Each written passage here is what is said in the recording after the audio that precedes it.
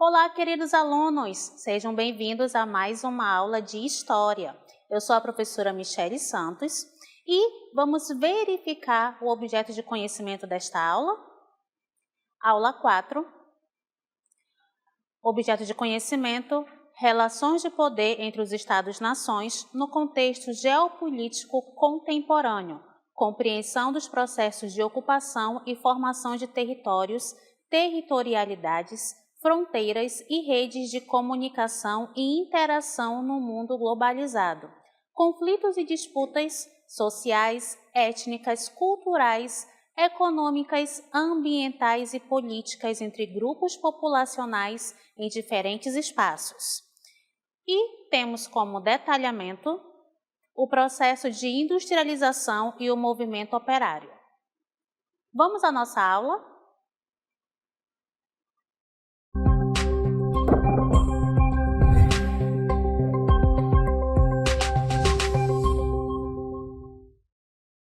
Nossa aula começa sobre industrialização.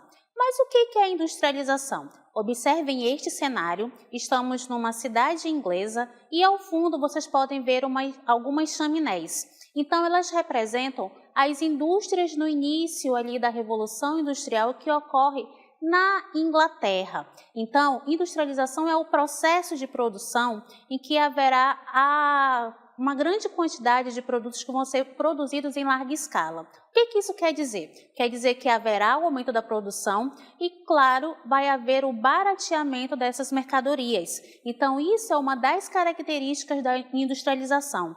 Além disso, o uso de máquinas, vai substituir o trabalho humano, o trabalho do homem. Então, esse processo vai iniciar-se na Inglaterra. Então, vamos continuando aqui e verificar como é que vai se dar, o que vai ocorrer a partir desse momento. Quais foram as mudanças que vão surgir a partir desse processo de industrialização? Vamos lá. Mudanças ocasionadas pela industrialização. Quais serão eles? A urbanização. À medida que as cidades elas vão se desenvolver, é preciso haver ali uma transformação do ambiente através da urbanização. Haverá também o crescimento demográfico. Como as indústrias elas vão se localizar nas cidades, logo haverá uma grande quantidade de pessoas que vão migrar para as cidades, ocasionando justamente esse crescimento demográfico. Haverá também o que a gente chama de substituição da base econômica, até porque a produção artesanal vai ser substituída pela produção mecânica e em larga escala. E neste processo nós vamos verificar justamente essa produção em larga escala, essa produção em grande quantidade. Então, observem agora que vamos falar sobre a primeira Revolução Industrial. Ela acontece entre os séculos XVIII até o fim do século XIX. Temos a predominância de técnicas simples de produção. Também temos o desenvolvimento e utilização da máquina a vapor.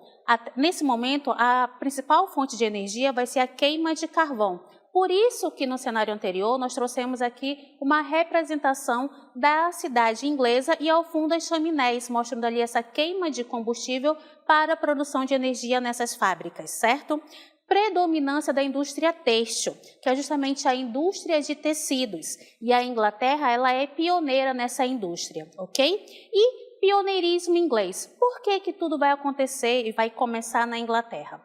Primeiro, porque a máquina a vapor foi construída na Inglaterra. Segundo, a Inglaterra ela possuía capital acumulado devido às práticas mercantilistas que a Inglaterra possuía e acabou acumulando uma grande quantidade de dinheiro, de capital, propício para o investimento nessas indústrias. E eles vão aproveitar esse excedente de capital para dinamizar a sua economia, tornando-se aí a pioneira nesse processo de revolução industrial, certo? Após esse processo, nós temos a segunda Revolução Industrial, que predomina do final do século XIX até meados de 1970. Então, temos a utilização do petróleo como fonte de energia, criação de máquinas com motores mais sofisticados, movidos pela energia elétrica. Vamos verificar também o uso da mão de obra especializada. E, nesse contexto, vamos verificar os Estados Unidos como uma grande potência mundial. Lembrando que os Estados Unidos eles vão despontar como essa grande potência em virtude dos conflitos bélicos globais que existiram durante o século XX, né, e fez com que os Estados Unidos conseguissem aí alcançar esse status de potência mundial em relação à sua industrialização, em relação à sua economia também. Seguindo a segunda revolução industrial, nós temos também a predominância da indústria automobilística, ou seja, de automóveis. A indústria siderúrgica, que é justamente aquela que vai ser uma indústria de base, né, que vai ter ali a aquisição de matérias-primas, como aço, que vai ser fundamental para esse processo de industrialização. A metalurgia também e a petroquímica são características da segunda revolução industrial. A terceira revolução industrial, como podemos observar, acontece de 1970 aos dias atuais. Observem que neste cenário nós temos aí a questão da robótica, né? Cada vez mais a utilização de tecnologias e também a substituição do trabalho humano para esses processos um pouco mais complexos de construção de automóveis e de robôs e etc. Certo? Então, inicia nos Estados Unidos, seguido pelo Japão e a Alemanha. Há uma predominância de indústrias altamente sofisticadas, como as de telecomunicações, informática, robótica, química fina. O que seria essa indústria de química fina? A indústria aplicada para a fabricação de cosméticos e também da indústria farmacêutica, certo? A biotecnologia e também a microeletrônica caracterizam a terceira revolução industrial, ok? Há também outras características, como a força de trabalho qualificada. Não basta apenas ser especializada, essa mão de obra ela tem que ser cada vez mais qualificada, atendendo ao mercado, atendendo à tecnologia, atendendo à evolução dos equipamentos, da tecnologia, enfim. É preciso que a mão de obra ela acompanhe essa evolução também da tecnologia. Certo? Nesse momento, também verificamos o aumento da reciclagem de produtos e da criação de novos materiais que utilizam matérias-primas mais abundantes e baratas. É preciso fazer com que os produtos sejam mais baratos, né? E para isso, a matéria-prima também tem que ser barata, para poder esse produto conseguir um preço bom para o mercado consumidor. Vamos verificar também elementos centrais nessa terceira revolução industrial, como a ciência e a tecnologia, ok? Falamos aqui do contexto geral da industrialização do mundo e vamos agora ver a questão no Brasil. Como é que acontece a industrialização no Brasil? Vamos lá. Inicia em meados do século XIX, instalação da indústria têxtil, que é justamente a indústria para a fabricação de tecidos, e essa indústria ela vai ser implantada no Brasil no final do século XIX, surgimento da Companhia Siderúrgica Nacional em 1941, e aí vocês observam, né, que nesse momento vamos ter aí a utilização de metais para a indústria, certo? Instalação da indústria automobilística, que vai acontecer entre 1950 e 1960, e neste momento merece destaque Juscelino Kubitschek, que vai trazer essa indústria automobilística para o Brasil, certo? Criação da Vale do Rio Doce em 1942 e da Petrobras em 1953 e 54, criação do Plano Rodoviário Nacional em 1945 e o Banco Nacional de Desenvolvimento Econômico e Social, BNDES. Então, esses são os fatores que vão explicar, né, exemplificar justamente a industrialização no Brasil, ok? E agora vamos trazer uma linha do tempo para vocês para explicar um pouquinho como aconteceu essa evolução das atividades econômicas. Então, nós temos aqui a primeira fase, que acontece entre 1530 e 1808. Essa primeira fase constitui o que nós chamamos de período colonial, em que havia o Pacto Colonial. O que era isso? Era justamente o controle comercial que a metrópole possuía com a colônia. Então, o Brasil, como colônia de Portugal, só poderia comercializar justamente com Portugal, certo? Nesse momento, as indústrias elas eram proibidas.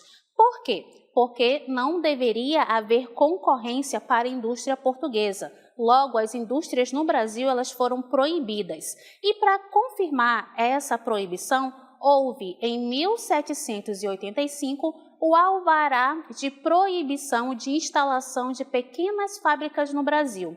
E neste momento, nesse contexto, como vocês podem ver na nossa linha do tempo aqui, nós temos o engenho de açúcar, que justamente era a base principal ali da economia nesse período. A nossa segunda fase acontece entre 1808 a 1930. Nós temos a chegada da família real portuguesa no Brasil, a revogação do alvará de 1785, ou seja, a partir desse momento começa a surgir as primeiras fábricas no Brasil. Até porque a família real portuguesa estava aqui e era necessário fazer uma dinamização da economia. E, nesse momento também, o café vai ser o grande produto de exportação. A nossa terceira fase, ela acontece de 1930 a 1956. Temos a queda da produção cafeeira, a substituição das importações. O que seria isso?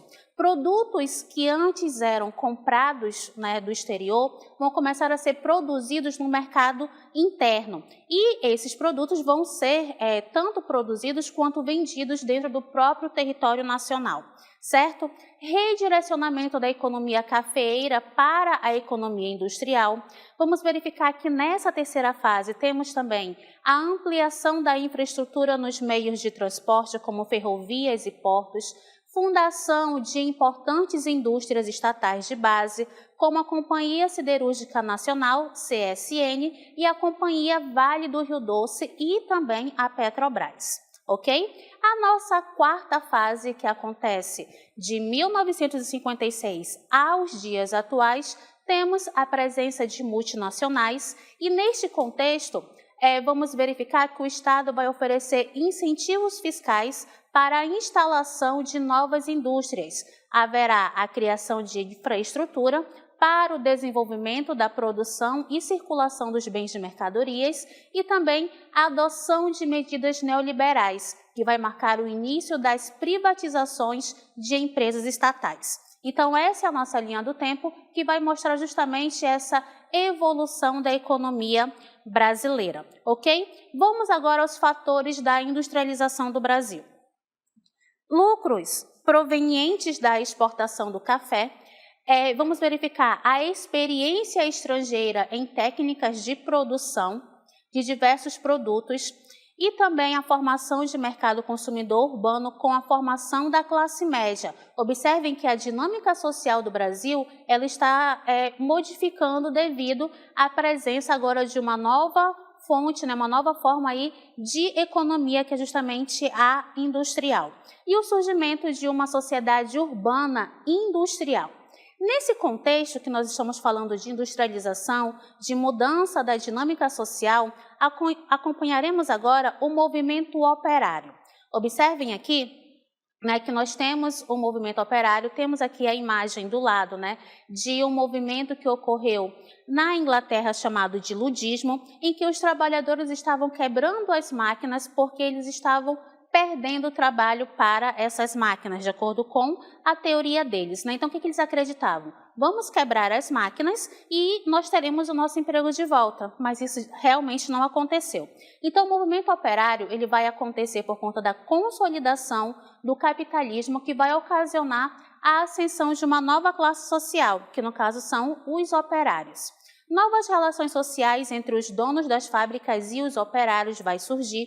Surgimento de dois movimentos operários na Inglaterra, o ludismo, como vocês podem ver nessa imagem, e também o cartismo, que era um movimento em que eles fizeram um documento para entregar ao governo inglês, em que eles colocavam ali o que eles gostariam que mudasse na sua dinâmica trabalhista. O objetivo desses movimentos era encontrar soluções para os problemas enfrentados pelos operários principalmente o desemprego.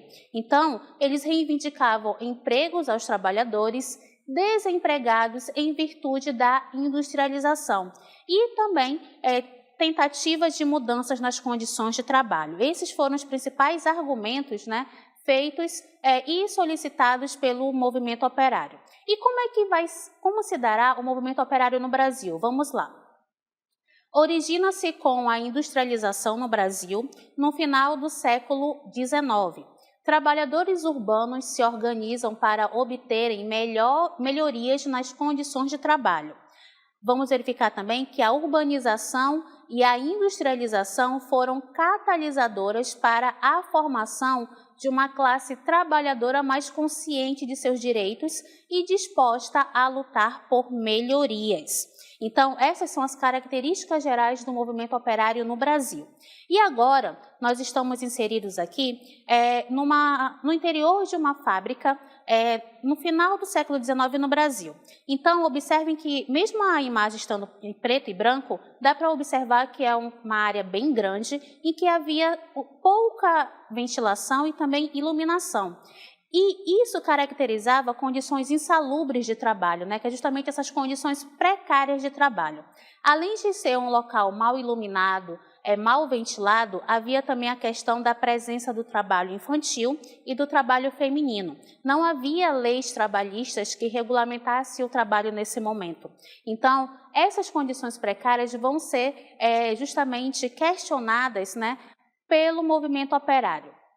E esse movimento operário terá influências, né, de ideias socialistas e anarquistas. O que falava essas ideias, né? Elas justamente vão influenciar a formação de sindicatos e movimentos operários, buscando não apenas melhorias nas condições de trabalho, mas também uma transformação mais profunda na estrutura social, ou seja, mudar a dinâmica social nesse contexto do movimento operário, movimento de luta mesmo por melhorias sociais e trabalhistas.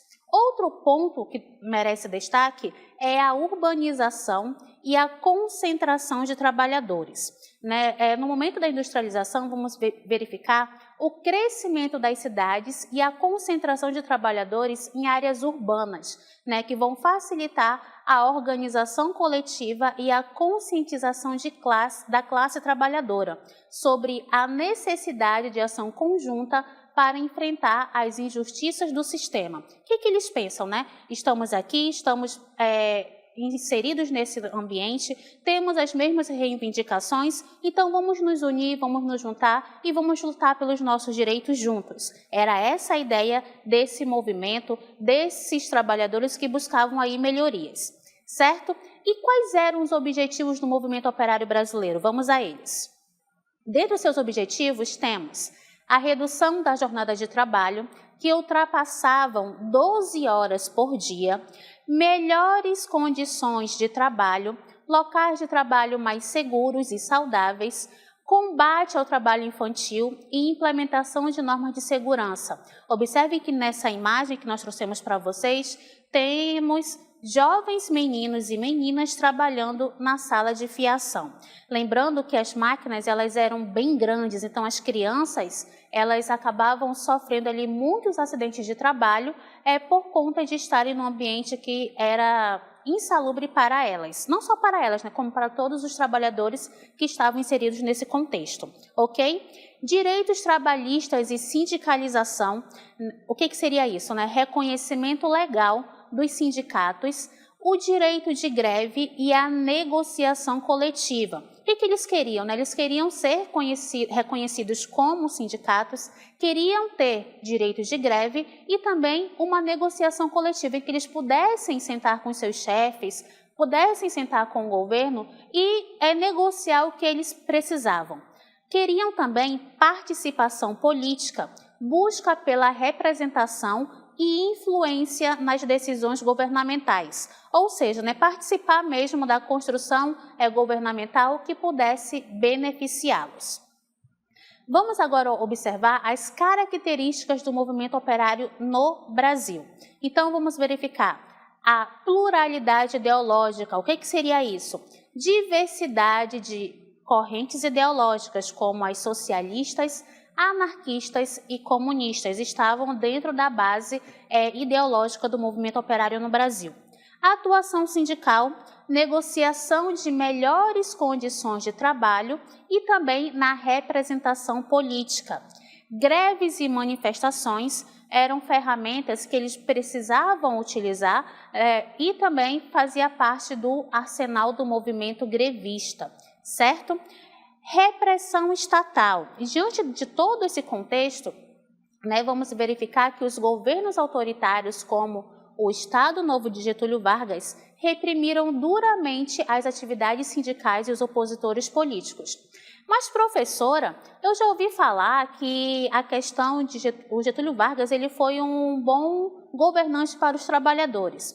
Olhem só, nessa questão de repressão estatal, Getúlio Vargas ele vai justamente reprimir aqueles grupos autônomos de trabalhadores que estavam questionando melhorias de trabalho. E Vargas ele vai manipular os sindicatos neste momento. Então, aqueles sindicatos que não estavam de acordo com o governo de Vargas, esses sindicatos eles tinham sim a repressão estatal, certo? E nesse contexto de repressão e de movimento sindical, vamos para um cenário que vai representar a Greve Geral de 1917. Como o próprio nome fala, greve geral, muitos trabalhadores paralisaram suas atividades neste momento. Então, quais vão ser as causas da greve, Primeiro, as condições de trabalho insalubre, Segundo, falta de leis trabalhistas. Terceiro, o trabalho infantil. Então, esses fatores vão ocasionar a greve geral de 1917, certo? O epicentro da greve vai ser uma indústria têxtil. A liderança do movimento está nas mãos do italiano Arturo Labriola e também outros ativistas locais. Qual vai ser a reação das autoridades, Eles vão reagir rapidamente e de uma forma repressiva. Lembrem que, nesse contexto de greve, nós teremos aí a repressão total do governo, visto que eles não eram bem quistos, até porque algumas empresas elas eram estatais, certo? Ou seja, do governo. O governo do presidente Venceslau Braz, que era justamente o presidente durante este momento da greve de 17, em conjunto com as elites industriais, viu na greve uma ameaça à ordem estabelecida e à estabilidade econômica. A repressão policial foi intensa. A greve contribuiu para o fortalecimento do movimento sindical no Brasil. Então, a partir desse momento da greve de 17, vamos observar que houve justamente o fortalecimento desse desejo de se organizar em sindicatos, de estarem ali lutando pelos seus direitos, lutando para que os seus anseios, fossem atendidos. Então, o que eles buscavam, Principalmente as leis que pudessem regulamentar o seu trabalho e também a proteção à sua integridade física, certo? Vamos lá às consequências do movimento operário. Então, temos a criação da consolidação das leis do trabalho, chamado de CLT, em 1943. O que foi essa consolidação das leis do trabalho? Foi um marco que consolidou, por isso que é CLT, certo? Os direitos trabalhistas e estabeleceu normas para as relações laborais. De acordo com a CLT, começou a haver a carteira de trabalho, começou a haver o estabelecimento da carga horária de trabalho semanal, a questão das férias remuneradas e também um dia de descanso semanal para o trabalhador. Então, essas foram a grande inovação colocada justamente pela CLT, certo? Consolidação das leis do trabalho. Nesse momento também vamos verificar o reconhecimento dos sindicatos. Depois de tanta pressão, vamos verificar que os sindicatos eles vão ter esse reconhecimento. A pressão do movimento vai resultar no reconhecimento legal dos sindicatos e na garantia do direito de greve. Então, vocês podem ter ouvido falar que algum segmento de trabalhadores estão em greve, mas para se decretar o estado de greve, há uma assembleia entre as pessoas que estão no sindicato, as pessoas que participam efetivamente do sindicato, fazem essa assembleia para que haja, né, a votação para saber se eles vão entrar em greve ou não, certo? Então, tudo isso foi regulamentado através das consequências do movimento operário brasileiro. Participação política dos trabalhadores. Após o período autoritário, a Constituição de 1988 estabeleceu direitos políticos e sociais, consolidando a participação dos trabalhadores na vida política do Brasil. Então, observem só, uma das coisas que o movimento operário buscava era justamente eles poderem se organizar em sindicatos, eles conseguiram. Eles terem uma regulamentação trabalhista, eles também obtiveram. E também eles queriam uma participação política, que também conseguiram a partir da Constituição de 1988. E também vamos verificar as transformações na consciência social. Aumentou a conscientização dos trabalhadores sobre seus direitos, fortalecendo a solidariedade entre eles. Então, observem que, diante de todo esse processo, né, de greve e de busca por melhorias de trabalho, por melhorias no contexto desse movimento operário, os trabalhadores vão conseguir, sim, ter seus benefícios alcançados e seus anseios atendidos. Porém, não foi uma luta, né, rápida. Foi todo um processo de construção, todo um processo de reivindicação, todo um processo de luta para que eles obtivessem, de fato, os seus objetivos alcançados. Então, nesse contexto, nós vimos aí a consolidação das leis trabalhistas por conta do movimento de greve, por conta dessa insatisfação dos trabalhadores em relação ao seu ambiente de trabalho. Então, ao longo da história, esses movimentos sociais eles vão se consolidando, eles também vão se construindo. E o movimento vai servir de inspiração para outro. Então, no caso internacional, nós vimos dois movimentos operários como o ludismo e o cartismo, certo? Na Inglaterra, esses exemplos, né, foram observados e acabaram ali também fomentando o processo de movimento operário no Brasil, certo? O que eles buscavam, né? Melhorias das condições de trabalho. Houve a proibição do trabalho infantil, que isso é muito importante para que a criança consiga se desenvolver, né, consiga ter acesso à educação, consiga ter uma infância de fato e de direito como elas merecem. Não devem, né, estar associadas à exploração do trabalho. Vimos também que nesse contexto houve de movimento operário e de direitos trabalhistas a questão da concessão de licença maternidade para as mulheres que viessem, né, a ganhar bebê. Então, antes de haver essa regulamentação de direitos trabalhistas, as mulheres que ficavam grávidas naquele contexto não tinham o direito à licença maternidade. Elas, quando estavam grávidas, elas acabavam ali trabalhando até o dia de ter o seu bebê e no dia seguinte estavam ali trabalhando normalmente como se nada tivesse acontecido. Então, para nós hoje parece uma coisa absurda, mas naquele momento, no contexto de revolução industrial, no contexto de reivindicação por suas lutas por direitos trabalhistas, isso era comum. Até porque não havia ali o estabelecimento do salário mínimo. Então, o salário ele era diário, né? A pessoa trabalhava e no final do dia eles recebiam a recompensa pelo seu dia trabalhado. Então, havia também a questão do emprego das crianças para justamente poder sustentar aquela família que estava ali em busca de melhores condições de vida naquele contexto, né? E que eles pudessem ali sobreviver. Então, esta foi a nossa aula e até a próxima!